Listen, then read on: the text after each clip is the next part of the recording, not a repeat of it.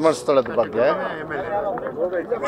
ಯಾವುದೇ ಒಂದು ವಿಚಾರದಲ್ಲಿ ಒಂದು ಅನುಮಾನ ಬಂದಾಗ SIT ರಚನೆ ಆಗಿದ್ದು ಬಿಜೆಪಿಯವರು ಧರ್ಮಸ್ಥಳಕ್ಕೆ ಹೋಗಿದ್ದ ದಿವಸನ ಇಲ್ಲ ಅದಕ್ಕಿಂತ ಒಂದು ತಿಂಗಳು ಮುಂಚೆನಾ SIT ರಚನೆ ಆಗಿದ್ದು ಪಬ್ಲಿಕ್ ಡೊಮೈನಲ್ಲಿ ಮಾಧ್ಯಮದಲ್ಲಿ ನೀವು ಕೂಡ ಎಷ್ಟೋ ಜನರು ಪ್ರಶ್ನೆ ಮಾಡಿದರು, ಸರ್ಕಾರ ಏನು ಸುಮ್ಮನೆ ಕೂತ್ಕೊಂಡಿದ್ದೀರಾ, ಕಣ್ಣು ಮುಚ್ಕೊಂಡಿದ್ದೀರಾ, ಏನು ತನಿಖೆ ಮಾಡಲ್ವಾ? ನೀವು ಕೂಡ ಕೇಳಿದವ್ರೆ.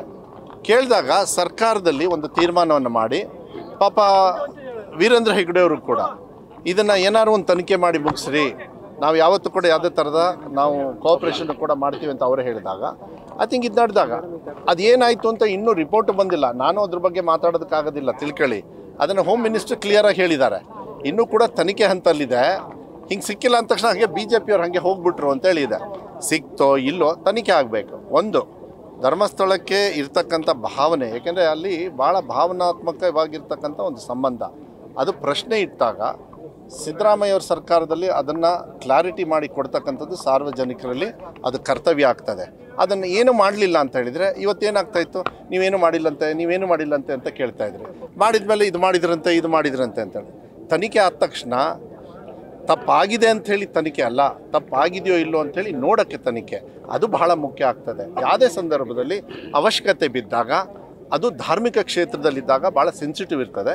ಹುಷಾರಾಗಿ ಸರ್ಕಾರಗಳು ತೀರ್ಮಾನ ಮಾಡಬೇಕಾದ ಅದನ್ನು ಹುಷಾರಾಗಿ ಅದನ್ನು ವಿಚಾರಗಳನ್ನು ಸಾರ್ವಜನಿಕರ ವಲಯದಲ್ಲಿ ಸಾರ್ವಜನಿಕರಿಗೋಸ್ಕರ ಮಾಹಿತಿಯನ್ನು ಕೊಡ್ತಕ್ಕಂಥದ್ದು ವ್ಯವಸ್ಥೆನ ನಮ್ಮ ಸರ್ಕಾರದಲ್ಲಿ ಕಾನೂನುಬದ್ಧವಾಗಿ ನಾವು ಮಾಡ್ತೀವಿ. ಅದಕ್ಕೆ ಇದ್ರ ಮೇಲೆ ನಾನು ಚರ್ಚೆ ಮಾಡೋದಕ್ಕೆ ಹೋಗೋದಿಲ್ಲ, ಯಾಕೆಂದರೆ ಇನ್ನೂ ಕೂಡ ಎನ್ಕ್ವೈರಿ ಅವ್ರು ಮಾಡ್ತಾ ಇದ್ದಾರೆ. ನಾವು ನೋಡೋಣ, ಅದು ನಮ್ಮ ಸಿದ್ದರಾಮಯ್ಯ ಸಾಹೇಬ್ರು ಆರೋಪ ಮಾಡ್ತಿರುವಂತದ್ದು ಶಶಿಕಾಂತ್ ಸೆಂಥಿಲ್ ಅವರು ಇದ್ರ ಹಿಂದೆ ಇದ್ದಾರೆ, ಅವರು ಈ ಶೆಡ್ ಅಲ್ಲ ಈ BJPಯವರಿಗೆ ಈ ಇಷ್ಟು ದಿವಸ ಸಗಣಿ ತಿಂತಿದ್ರಂತ ಒಂದು ತಿಂಗಳು ಮುಂಚೆ ಹೇಳಬೇಕಾಗಿತ್ತಾನೆ. ಇವ್ರಿಗೆ ಇಷ್ಟೊಂದು ಗೊತ್ತಾಗಿದ್ದರೆ ಕೇಂದ್ರ ಸರ್ಕಾರದವ್ರು ಇದೆ ತಾನೆ, ಸೆಂಥಿಲ್ ಅವ್ರು ಹಂಗೆ ಮಾಡಿದ್ದಾರೆ ಅಂದರೆ ಅವ್ರ ಮೇಲೆ ಆ್ಯಕ್ಷನ್ ತಗೊಳಕ್ಕೆ ಹೇಳಿ. ನೋಡಿ, ಎಲ್ಲದನ್ನೂ ಅಷ್ಟೇ ಆರೋಪ ಮಾಡೋದು ಇದು ಅವ್ರಿಗೊಂದು ರೋಗ. ಅದು ಇದು ಯಾವಾಗಲೂ ಅಷ್ಟೇ ಪ್ರಾಕ್ಟಿಕಾಲಿಟಿ ಇರಬೇಕು. ಅದಕ್ಕೆ ಮೀನಿಂಗ್ಫುಲ್ ಇದ್ದಾಗ ಅದನ್ನು ಕೊಡಬೇಕು. ನಮಗೂ ಏನಾಗಿದೆ ಗೊತ್ತಾ, ನೀವು ಪಾಪ ಅವ್ರು ಕೇಳಿದ್ರಂತೆ ನಾವು ಉತ್ತರ ಕೊಟ್ಟರು ಅಂತ ಕೇಳಿದ್ರೆ ನಾವು ಕೆಲಸ ಮಾಡೋಕ್ಕೆ ಬಿಡ್ರು, ಬರ್ರಿ ಊಟ ಮಾಡೋಣ ಬರ್ರಿ.